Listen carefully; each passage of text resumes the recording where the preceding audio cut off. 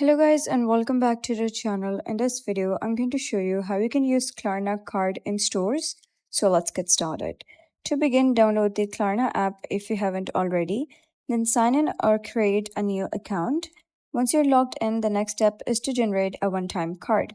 Enter the total amount you expect to spend, making sure to include shopping costs and any taxes. Klarna will review your request, and if it's approved, you'll receive a virtual one-time card along with the payment options available to you.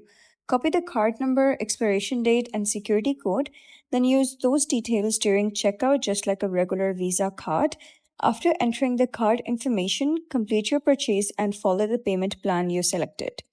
Inside the app, tap the K icon, choose Create One-Time Card, then select Agree and Create Card. When the card is ready, tap Confirm and Pay to finish the transaction. After the payment goes through, you'll see an order confirmation letting you know your purchase was successful. So the process is simpler. Tap the K icon, create your one-time card, agree to the terms, and confirm your payment. And that's all you need to do. So if you found this guide helpful, please consider subscribing and leaving a like. It really helps me out, and I'll see you next time.